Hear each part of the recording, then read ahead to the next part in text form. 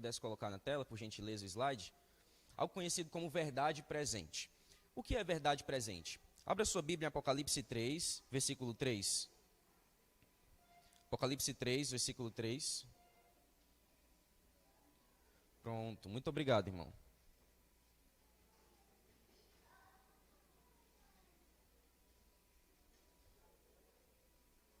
Apocalipse 3, versículo 3.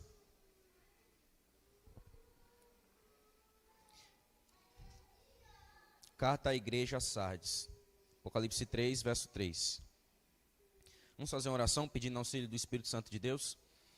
Meu Deus, meu Pai, nesse momento estamos aqui reunidos com a Tua palavra aberta e o propósito, meu Pai, de tudo isso é para que possamos ser reavivados verdadeiramente pela Tua mensagem para este tempo. Que nós possamos compreender o que diz a Tua santa palavra e que possamos, meu Pai, ter nossa mente moldada segundo a mente de Cristo Jesus. Sabemos que não podemos nos igualar ao modelo, mas podemos nos assemelhar com perseverantes esforços, confiando em Sua poderosa magnitude e suplente, meu Pai, amor por nós. É isso que eu te suplico e te agradeço. Em nome de Cristo, nos conduz essa manhã. Amém. Bom, essas palavras são do próprio Cristo Jesus, pois todas as cartas enviadas às igrejas da Ásia são mencionadas aqui, vindo da boca do próprio Cristo Jesus, tá bom? Olha o que diz no versículo 3. Lembre-se, pois, do que você recebeu e ouviu, guarde-o e arrependa-se. Se você não vigiar, virei como um ladrão, e você de modo algum saberá em que hora virei contra ti. Essa mensagem, por incrível que pareça, ela tem ali uma advertência e uma admoestação ao mesmo tempo. A primeira advertência é a seguinte: olha, se apegue ao que você recebeu a princípio, e com firmeza, lembre-se daquela fé que ele foi entregue. Aí tem a advertência depois. Mas se isso não acontecer, próprio Jesus falando, por incrível que pareça, virei contra ti. Ou seja, aquele que promete nos salvar, também fala que ele pode chegar a vir contra nós, dependendo da nossa posição a respeito dessa mensagem. Como um ladrão, ninguém saberá, e nós não estaremos preparados para esse momento. Eu queria falar para vocês que um dos motivos da qual ocorre tanta estagnação espiritual, frieza, perca do foco, perca da identidade, da missão que nos foi confiada, é o esquecimento das palavras de Cristo aqui na igreja a Sardes. Esquecimento de se apegar àquilo que ele nos confiou a princípio.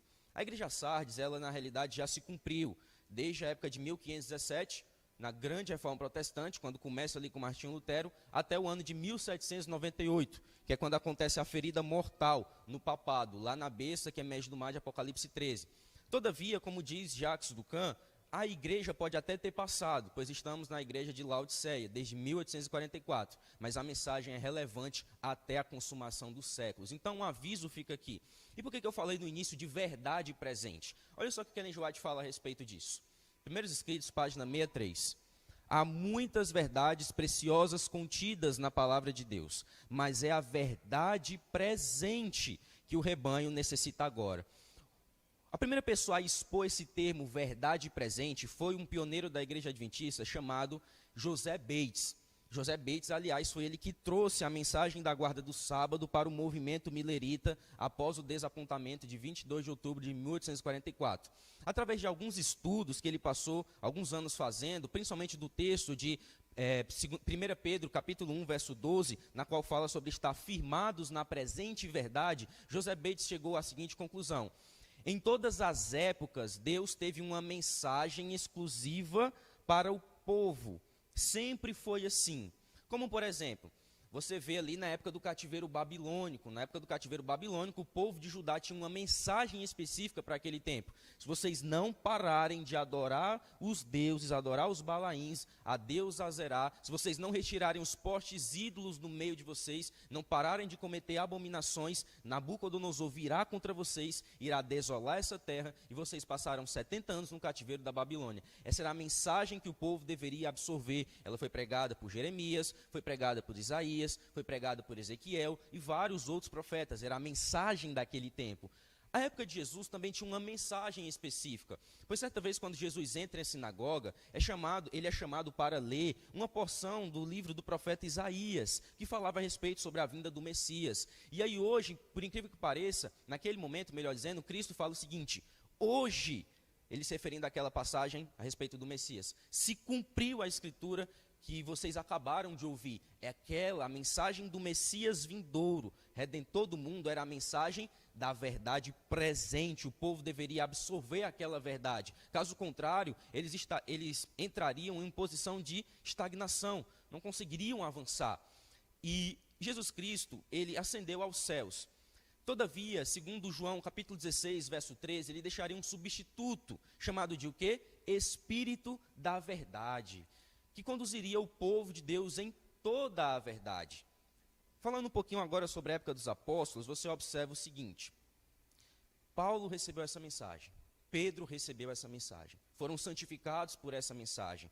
Ora, um discurso de Pedro, segundo Atos 2, verso 41, converteu cerca de 3.000 pessoas ao mesmo tempo. A igreja cristã estava naquele momento passando por um grande reavivamento pela plena aceitação da mensagem da verdade presente para aquele tempo. E eu gostaria de pedir ao irmão que a cada slide, após a leitura, já poderia prosseguir, por gentileza. Ellen G. White, comentando a respeito desse momento, no livro Atos dos Apóstolos, página 48, 54 e 55, ela diz o seguinte: qual foi o resultado do derramamento do Espírito, o Espírito da verdade no dia de Pentecostes? As boas novas de um Salvador ressuscitado foram levadas até as partes mais longínquas do mundo habitado. À medida que os discípulos proclamavam a mensagem da graça redentora, os corações se entregavam ao poder da mensagem. Olha só que impressionante. A igreja viu conversos vindo para ela de todos os lados. O derramamento do Espírito no dia dos apóstolos foi o começo da primeira chuva, ou temporã, e glorioso foi o seu resultado. Que maravilha, quantas bênçãos aconteceram na igreja primitiva. Mas agora, você vai se lembrar do que Jesus falou aqui em Apocalipse 3, verso 3. Para que esse triunfo pudesse ser contínuo, eles deveriam estar o quê? Firmes na verdade que lhe foi confiada. Mas você acha que foi isso que aconteceu? Infelizmente não. Pois parece que o povo de Deus, por mais que tenha sido lavado, tem a tendência a, depois que tem o primeiro amor com o contato da mensagem, tende-se depois a esfriar e a esquecer, e entra em uma mornidão, e começa a fazer coisas que não condiz com aquela mensagem, e ele nem sequer sabe por causa desse esquecimento. O tempo foi passando, os pais da igreja primitiva, o apóstolo Paulo, o profeta João, apóstolo Pedro, Tiago, eles foram morrendo, seguindo o curso natural de todos os seres humanos na terra. E aí uma nova geração de crentes deveria surgir para substituí-los. Isso é o curso da igreja. Uma nova geração substitui a geração passada, sempre foi assim. E a nova geração agora tem o dever, a obrigação de absorver e de progredir mais ainda que os pais deles. Porque os pais deles poderiam estar limitados a algum ponto, a algum entendimento que não havia sido plenamente esclarecido. E assim eles deveriam continuar progredindo. Só que foi o que aconteceu com a igreja. Em vez de ela progredir, ela foi regredir. A cada vez que os anos se passavam, a igreja começava a se aproximar mais do paganismo romano, algo que Paulo havia advertido a eles de estar longe da influência dos gregos e dos romanos. A igreja não tomou o devido cuidado para com isso, e quando foi por cerca do 4º século, no ano de 313, vai acontecer algo que jamais devia ter acontecido na igreja cristã. Ela vai se unir oficialmente com o pagão Império Romano, com a conversão, suposta conversão do imperador Constantino. E aí, nesse momento, romanismo pagão e cristianismo estavam fundidos. E Ellen G. White comenta o seguinte a respeito disso no livro Grande Conflito. Olha só como foi que aconteceu essa apostasia.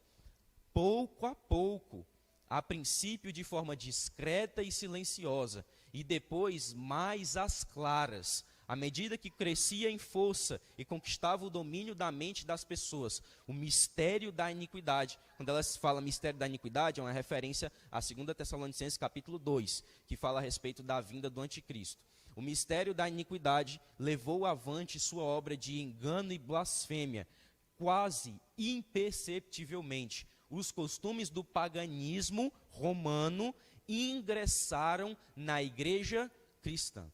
E por causa desse ocorrido, por exemplo, o sábado foi alterado, O segundo mandamento da lei de Deus foi posto de lado para que os santos, as imagens de escultura que os romanos reverenciavam, pudessem ser introduzidos na igreja cristã sobre como sendo travestido de alguns santos que haviam morrido, coisas que existem até hoje. Para você ter uma ideia, a apostasia foi tão grande e a igreja foi tão longe da verdadeira e pura mensagem do evangelho, que até a mensagem da justificação pela fé, que é o coração da terceira mensagem angélica, a mensagem que concede a salvação gratuita e a remissão de pecados, essa mensagem foi esquecida. Até o básico do evangelho, que é crer em Cristo como o Cordeiro de Deus que tira o pecado do mundo, foi retirada. As pessoas estavam sendo ensinadas agora pela igreja romana a buscar salvação pelas suas próprias obras. As pessoas eram dito para as pessoas que elas tinham que pagar para poder ir para o céu, elas tinham que pagar penitências para poder ir para o céu. A igreja romana tinha um castelo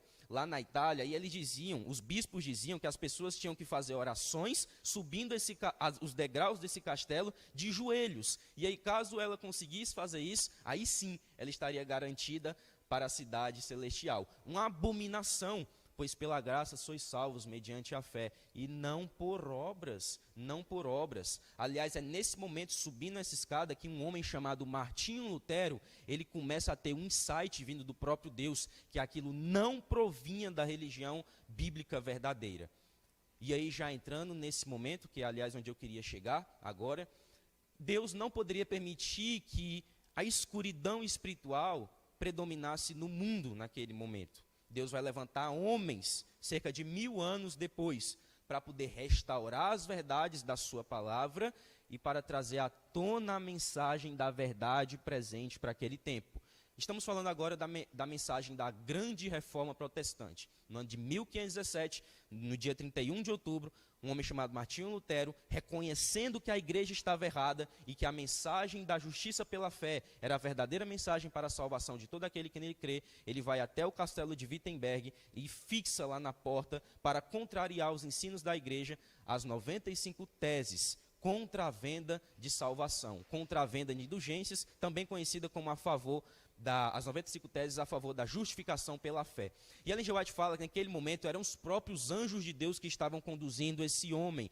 E aí um grande despertamento é ocasionado, pois as pessoas agora começam novamente a ter acesso à Bíblia, algo que estava escondido do povo, por isso de tão grande apostasia e queda, né, no pecado. E aí as pessoas começam a ter acesso à Bíblia Sagrada através da volta da imprensa. Os reformadores também, como eram grandes estudiosos das línguas bíblicas, eles pegam e começam a traduzir a Bíblia para a língua materna, para o alemão, para o inglês e várias outras Bíblias que a gente conhece na época. E Ellen G. White fala que foi um grande reavivamento que ocorreu, ocasionado pela Reforma Protestante. Mas agora vamos lá. Tá certo, o Espírito Santo de Deus estava agindo. Mas será que a próxima geração de crentes, que deveria herdar aquela mensagem, permaneceu fiel? Será? Infelizmente não. As igrejas protestantes da América do Norte, assim como as da Europa, tão altamente favorecidas pelas bênçãos da reforma, deixaram de prosseguir na senda que se havia traçado. Portanto, a religião degenerou o quê? Novamente em formalismo e erros e superstições, que houvesse a igreja continuado a andar à luz da palavra de Deus. Os erros que teriam sido repudiados, infelizmente, eles foram agora acalentados e retidos. Quando você dá uma analisada na história da igreja cristã, por volta do século XIX, né, desde 1801 até o ano de 1900, a igreja novamente, preste atenção, a igreja novamente havia declinado espiritualmente. A mensagem da volta de Jesus não era mais pregada. Novamente a mensagem de que o homem devia fazer algo para ser salvo voltou a ser pregada por algumas igrejas protestantes.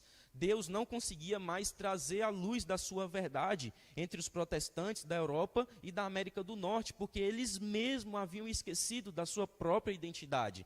E Ellen G. White uma vez comenta um texto que ficou guardado comigo, muito interessante.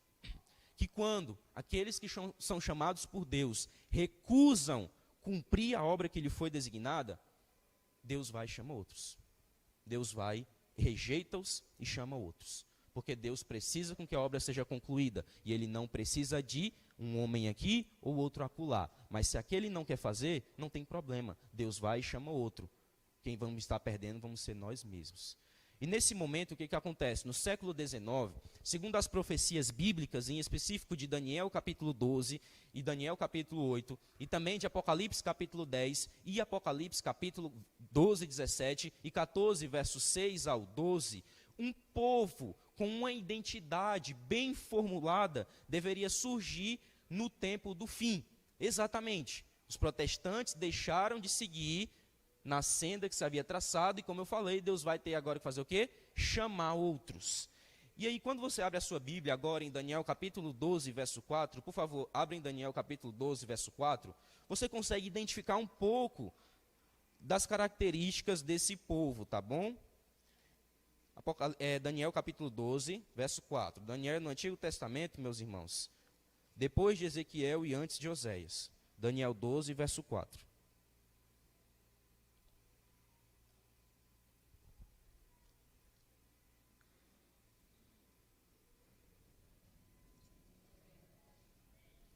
Se o irmão puder progredir no slide, eu agradeço.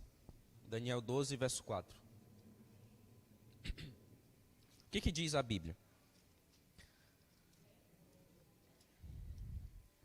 Quanto a você, Daniel, encerra as palavras e cele o livro. Até que tempo?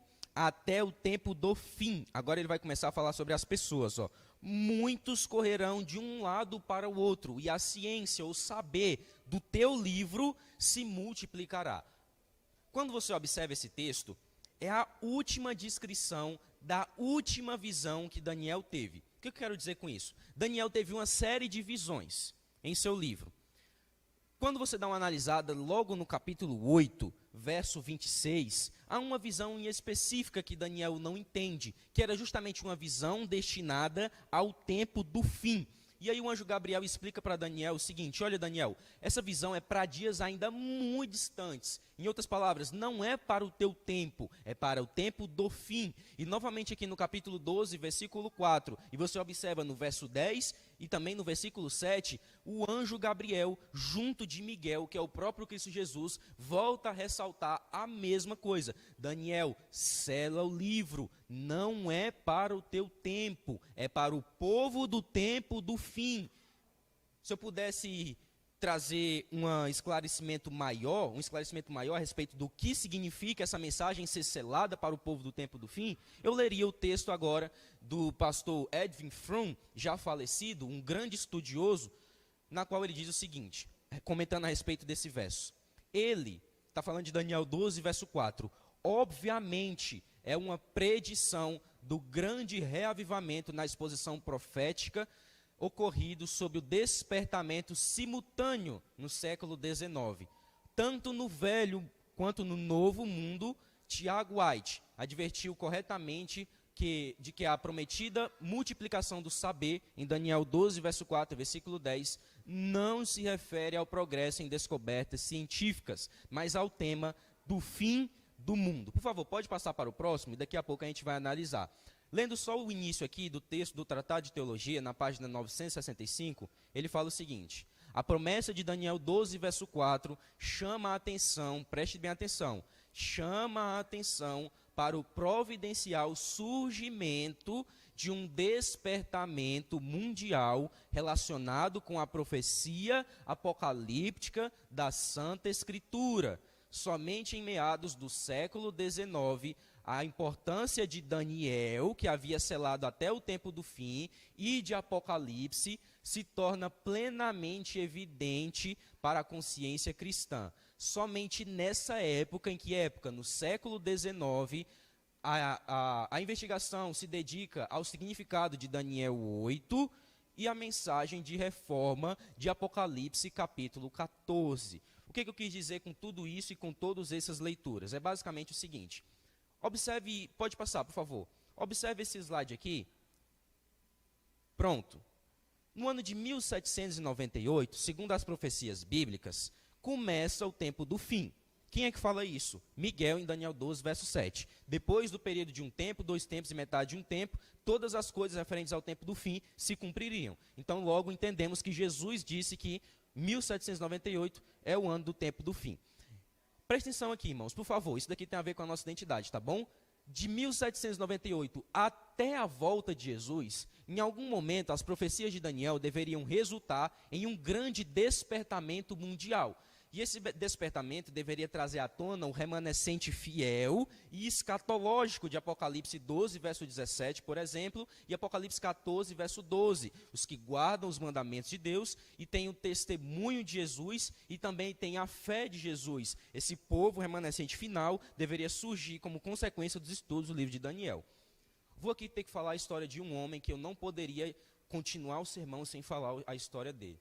Um homem chamado William Miller, ou conhecido também como Guilherme Miller, em português, tá bom? Ele era um fazendeiro, vivia nos Estados Unidos, e ele viveu entre o século XVIII e o século XIX. Esse homem, ele era batista, ele era da igreja batista. Só que, ao mesmo tempo, ele seguia uma linha de pensamento chamada deísmo. O que é deísmo? Não crer que a Bíblia foi inspirada, não crer que o Deus da Bíblia é o Deus verdadeiro, ele não cria nisso. Só que os anjos de Deus e o próprio Espírito Santo, isso quem fala é Ellen G. White, tá bom? Profetiza, começam a guiar a mente de Guilherme Miller a buscar entender as verdades essenciais da Escritura. E aí Guilherme Miller começa a passar por um processo de transformação em sua vida, transformação em seu caráter, e começa a buscar compreender quem é o Deus da Bíblia. Estamos falando aqui da vida de Guilherme Miller já no século XIX, em específico por volta do ano de 1804. Ele começa a fazer profundos estudos da Bíblia Sagrada. E aí ele começa estudando ponto a ponto, seguindo o pensamento de outros eruditos e teólogos que haviam existido antes dele, para poder saber interpretar a Bíblia. É o que a gente faz até hoje. Você não pode estudar a Bíblia sem ter, por exemplo, uma concordância, ou sem ter um tratado de teologia, ou sem ter um comentário bíblico. Você não vai conseguir entender assim. Você precisa do estudo de alguém que já entendeu anteriormente. Isso sempre aconteceu. E Guilherme Miller fazia isso. Só que aí aconteceu um problema. Quando ele cai no livro de Daniel, tinha coisas que não havia explicação. Essa era a grande pedra de tropeço para Guilherme Miller continuar estudando. Quando ele chega na profecia de Daniel 8, verso 14, por favor, abra sua Bíblia em Daniel 8, verso 14. Só lembrando, tá? Estou falando da nossa identidade. Daniel 8, verso 14, contém uma profecia, e essa profecia é a que de fato trava Guilherme Miller a ponto de ele não conseguir mais prosseguir seus estudos. Daniel 8,14 diz o seguinte: ele me disse, até 2.300 tardes e manhãs, e o santuário será, a palavra aqui é nishdak, tá bom? Pode ser será limpo, ou poderá também ser purificado, como está aqui, né? Nishdak Kodesh, será limpo ou será... Só que Isaac Newton viveu um pouco antes de Guilherme Miller, e Isaac Newton confessa em seu livro que ele não sabe o que significa essa profecia. Como assim? Ele me disse, até 2.300 tardes e manhãs o santuário será purificado? Isaac Newton não sabia a resposta. E aí Guilherme Miller fica num beco sem saída. E agora, eu vou pesquisar por quem? Só que Guilherme Miller tinha feito um pacto com Deus. Só vou prosseguir quando eu entender. E é isso que Deus espera de nós. Só vou prosseguir quando me abençoares. E aí, de fato, Guilherme Miller começa a estudar. E ele começa a descobrir algumas verdades. Ele descobre, primeiro ponto, a questão desse período de tempo. 2.300 tardes e manhãs. Primeiro ponto que ele vai estudar é isso. Ele se pergunta, o que significa 2.300 tardes e manhãs? Ele se lembrou do texto de Gênesis capítulo 1. Gênesis capítulo 1 fala que Deus fez, a criação de cada dia, houve tarde e manhã, aí diz lá o primeiro dia, tarde e manhã, segundo dia. Não diz isso lá em Gênesis capítulo 1, até o sexto dia? Tarde e manhã, o período escuro e o período claro. Tarde e manhã representa um dia literal de 24 horas, pois a palavra para dia no hebraico, lá em Gênesis capítulo 1, é a palavra Yom. Yom, em hebraico, significa dia literal de 24 horas. Então, Guilherme Miller toma uma primeira conclusão, seguinte: logo, 2.300 tardes e manhãs significam 2.300 dias. Show de bola. Só que agora eu precisaria começar essa contagem, pois ela deveria estar aplicada na história. Só que Guilherme Miller lembra de outra coisa. Agora sim ele vai lembrar de um estudo de Sir Isaac Newton. Isaac Newton dizia que em profecias, cada dia vale por um ano. Ou seja, um dia em profecia é um ano literal. 2 anos em profecia são 2 anos literais. 2.300 dias em profecia é o quê? 2.300 anos literais no mundo real, no mundo físico. E aí Guilherme Miller continua compreendendo, recebendo luz do Espírito Santo no estudo dessa palavra. O que Guilherme Miller devia fazer? Deveria colocar esse período de tempo começando em algum ponto na história. Eu desafio você a procurar no capítulo 8 algum lugar que diga quando começa essa contagem de tempo. Não tem. Unicamente no capítulo 9 haveria o início dessa contagem. E aí no capítulo 9, verso 25, diz quando é que deveria começar. Diz lá o seguinte: sabe e entende, desde a ordem para restaurar e reedificar Jerusalém. Esse era o momento do início da contagem. Quando foi que aconteceu essa ordem? No ano de 457 a.C. Jerusalém havia sido destruída por Nabucodonosor na época de Daniel, só que Deus havia prometido que Jerusalém seria reconstruída. E aí Guilherme Miller toma essa data como início dos 2.300 anos e diz o seguinte: olha, os 2.300 anos começam em 457 a.C. Agora você precisa apenas de uma matemática básica. 457 a.C., mais 2.300 anos, ele fez os cálculos proféticos e bateu no ano de 1843. Ele chegou à conclusão no seguinte: em 1843, alguma coisa deveria acontecer na terra. Deveria acontecer a purificação do santuário. Ele entendia, segundo o entendimento da época, que o santuário era a terra.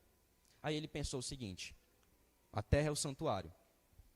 E a terra, o santuário, vai ser purificado. Logo, esse evento só pode ser a volta de Jesus. Aí ele marca que Jesus vai voltar em 1843, por incrível que pareça. Jesus iria voltar em 1843. E ele começa a pregar essa mensagem. E as pessoas começam a ouvir. As pessoas veem essa mensagem como de fato uma mensagem de Deus, o que de fato era, por incrível que pareça. Porque isso ocasionaria um desapontamento, mas traria um grande fruto, um grande resultado depois. Só que 1843 passou e Jesus não voltou. Guilherme Miller foi fazer um cálculo novamente do período de tempo, porque ele acreditava que o tempo estava errado, e estava mesmo. Não era para Jesus voltar em 1843, era para Jesus voltar em 1844. O que foi que aconteceu de Miller? Ele não levou em consideração que não existe ano zero. Existe ano zero? Não, você já tem o ano 1 antes de Cristo e depois você já passa para o ano 1 depois de Cristo. Não existe ano zero. Então você precisa acrescentar mais um ano no cálculo. Aí ele acrescentou mais um ano e caiu no ano de 1844. Pronto, em 1844 Jesus devia voltar. Aí o povo milerita novamente desperta e começa a pregar essa mensagem de que Jesus iria voltar em 1844. Só que Guilherme Miller, presta atenção, ele não tinha marcado um dia, nem um mês específico. Quem vai fazer isso é um homem chamado Samuel Snow. Naquela época eles tinham o hábito de formar uma campal, que era mais ou menos uma reunião ou um culto ao ar livre no campo, tá bom? E aí o que acontece? Samuel Snow, que havia aceitado a mensagem de Guilherme Miller, traz o seguinte pensamento. Olha, Guilherme Miller não sabe o dia, mas eu sei. A purificação do santuário é uma referência a Levítico 16, que fala a respeito ao dia da expiação. O dia da expiação acontecia no 10º dia do 7º mês do calendário bíblico, do calendário judeu. Qual foi a conclusão e a lógica de Samuel Snow ao final? Bom, quando a gente transfere o dia da expiação do calendário judeu para o nosso calendário, que é o gregoriano, no ano de 1844, a gente só chega a um dia, que é o dia 22 de outubro. E aí, Guilherme Miller, a princípio, não aceita muito isso, em colocar um dia específico. Mas aí, depois ele vai aderir. E o povo do advento cada vez mais crescia, pregando que Jesus iria voltar em 1844, no dia 22 de outubro, justamente no outono. Só o que acontece? O ano de 1844 chega, 22 de outubro também chega, e Jesus volta? Jesus volta? Não voltou? Não voltou mesmo não, se a gente está aqui até hoje, então ele não voltou mesmo. O que acontece?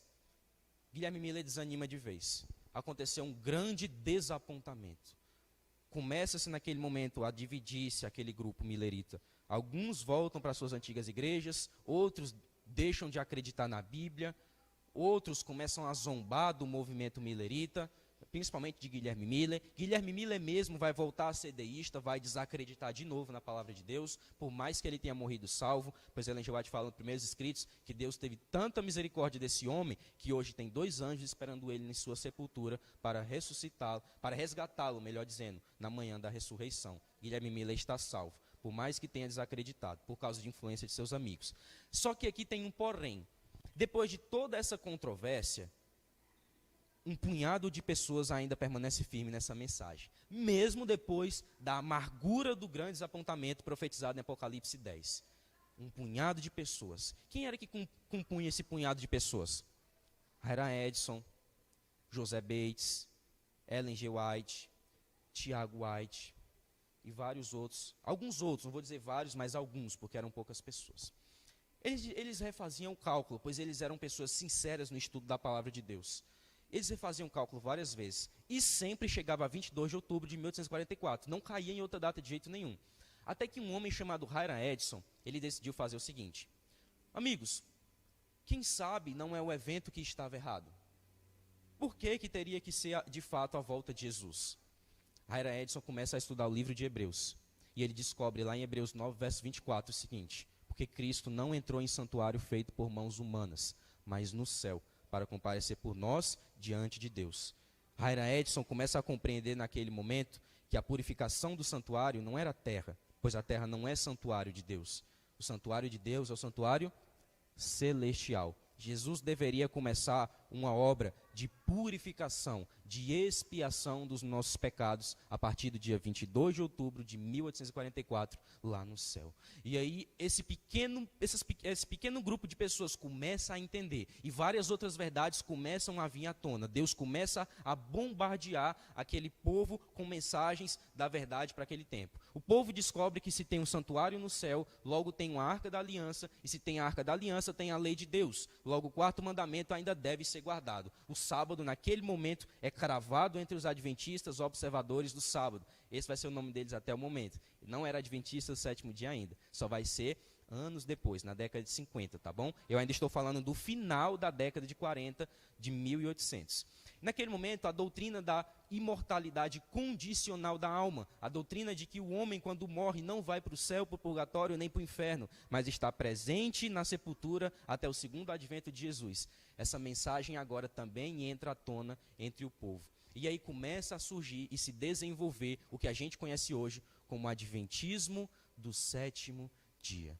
O adventismo do 7º dia começa a se reconhecer como a igreja remanescente profetizada nas Escrituras, pois é a única igreja que contém a verdadeira e genuína interpretação das profecias a respeito de nosso tempo. E Apocalipse capítulo 12 já havia deixado isso muito claro. Olha comigo o que diz Apocalipse capítulo 12. Esse vai ser o último texto que nós vamos ler para a gente finalizar, mas observe só. Apocalipse capítulo 14, melhor dizendo. Apocalipse capítulo 14, versos 6, 7 e 12. Vi outro anjo voando pelo meio do céu, tendo um evangelho eterno para pregar aos que habitam na terra, e a cada tribo, língua e povo, dizendo em grande voz: temei a Deus e dai-lhe glória, pois é chegada a hora do seu juízo. E adorai aquele que fez o céu, a terra, o mar e as fontes das águas. Pule para o versículo 12. E aqui está a perseverança dos santos, os que guardam os mandamentos de Deus e a fé de Jesus. A mensagem do primeiro anjo, a que você leu no verso 6 e verso 7, começa a ser plenamente compreendida como a identidade dos adventistas do 7º dia. Observe só, vou falar de maneira rápida, que é para a gente compreender. Um anjo pregando uma mensagem global. Anjo em profecia representa mensageiro. Significa que o povo de Deus pregando a última mensagem da verdade presente para esse tempo. A mensagem que deve ser pregada antes da volta de Jesus. Irmão, passa para o próximo, por favor. Segundo ponto, esse anjo fala para o povo temer a Deus. Segundo o entendimento bíblico, temer a Deus é guardar os 10 mandamentos. O anjo diz que a hora do juízo começou. A hora do juízo é justamente a purificação do santuário. O juízo investigativo no céu começou. Doutrina exclusiva dos adventistas do 7º dia. Nenhuma outra igreja tem a doutrina de que o juízo já começou, a não ser essa daqui. E o texto fala que o povo do tempo do fim está pregando o início do juízo. A igreja adventista é o único que tem essa doutrina. E por final, manda adorar o que fez o céu, a terra, o mar e as fontes das águas. Isso é uma referência clara a Êxodo 20, versículo 11, no mandamento do sábado, que fala que nós devemos guardar o sábado, porque em 6 dias fez o Senhor os céus, a terra, o mar e tudo que neles há. E ao 7º dia descansou, por isso o Senhor abençoou o dia de sábado e o santificou. Ou seja, esse trecho que João tira aqui, que o povo do primeiro anjo está pregando, é uma mensagem da guarda do sábado. Mensagem da guarda da lei de Deus, mensagem do juízo e mensagem da guarda do sábado. E finaliza também lá no verso 12, e a mensagem da fé de Jesus, uma fé que purifica de todo o pecado e que pode habilitar o ser humano a estar de pé no grande dia de Deus. Essa fé de Jesus não é um conjunto de crenças, mas como dizia Ellen G. White, é a graça salvadora e a graça santificadora, que liberta o ser humano de toda impureza e que mediante a fé em Cristo Jesus, Cristo consegue inibir as paixões e propensões para o mal. E aí o ser humano agora é um servo de Deus, como diz Paulo lá em 2 Timóteo capítulo 3, perfeito e perfeitamente habilitado para toda a boa obra. Por favor, prossiga, irmão. E a gente vai finalizar com esse texto de Ellen G. White. Pode passar para o próximo. Em sentido especial foram os adventistas do 7º dia postos no mundo como vigias e portadores de luz. A eles foi confiada a última mensagem de advertência ao mundo a perecer. Sobre eles incide a luz da palavra, a maravilhosa luz da palavra de Deus. Confiou-se-lhes uma obra da mais solene importância. Que obra é essa? A proclamação da primeira, da segunda e da terceira mensagem angélica. Eis aqui a verdade presente. Nenhuma obra há de tão grande importância. Os adventistas do 7º dia não devem permitir que nada lhes tire essa atenção. Prossiga, porque aí ela vai finalizar o pensamento dizendo o seguinte. Olha só que forte que ela vai dizer. Esse aqui é um dos textos mais fortes que eu já vi de Ellen G. White. As mais solenes verdades já confiadas a mortais nos foram dadas. Para você, o bastão do evangelho está na sua mão para proclamarmos ao mundo. A proclamação dessas verdades deve ser a nossa obra. O mundo precisa ser advertido. E o povo de Deus deve ser o quê? Fiel ao legado que se lhe confiou. Os movimentos anteriores podem ter saído do caminho de Deus, mas esse não vai, pois ele permanece até a manifestação do Filho do Homem nas nuvens do céu. Agora eu preciso deixar uma coisa clara. Ser adventista do 7º dia é garantia de salvação? Não, pois se fosse garantia de salvação, não precisaria de sacudidura para tirar o joio de nosso meio, para tirar aqueles que brincam com o evangelho. Não precisaria. Então o povo de Deus, como uma igreja, vai alcançar a plenitude da salvação e da redenção e da glorificação. Todavia, apenas os que forem fiéis ao legado que se lhe confiou. A igreja vai vencer, mas não é certa a minha e a sua vitória, a menos que andemos com fidelidade e com, como disse Jesus, apegados na firmeza da mensagem que nos foi confiada. Se isso não acontecer, eu repito as palavras de Jesus que a gente leu a princípio. Ele virá até nós como um ladrão. E não saberemos de modo nenhum quando ele veio contra nós. Possamos ter fé nessa mensagem. Em nome de Jesus, amém. Vamos fazer a oração? Convido os irmãos a ficarem de joelhos, por favor, e fazemos uma oração.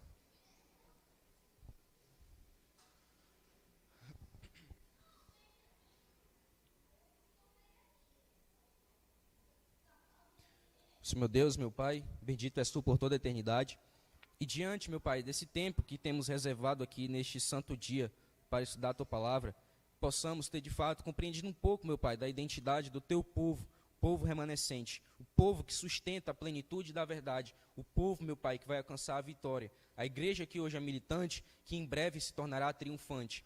Sabemos, meu Pai, que Tu está conduzindo essa igreja, pois ela é chamada de a menina dos Teus olhos. As coisas, meu Pai, nessa terra na qual Tu dedicas suprema atenção, é a Tua igreja, é a Teu povo.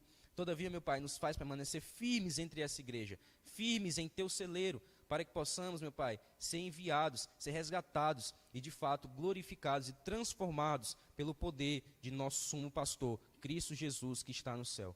O Senhor Jesus iniciou uma obra de apagamento dos nossos pecados, nos concedeu a sua fé, a fé que vem dele mesmo, meu Pai, para que possamos ser justificados e purificados de toda impureza, de todo o pecado, e assim possamos estar prontos a cumprir a tua obra. Nós possamos ter isso em mente, meu Pai. As coisas desse mundo vão passar, e a soberba da vida, com concupiscência dos olhos, as coisas da carne, meu Pai, tudo isso irá passar. As brincadeiras, os divertimentos mundanos, tudo isso vai ser apenas lembranças do passado. Mas aquele que se apega firmemente à tua promessa subsistirá para todos sempre. É isso que eu te suplico, te agradeço. Guia cada um dos irmãos que serão batizados aqui, e que seja tudo para a honra e glória unicamente de teu nome.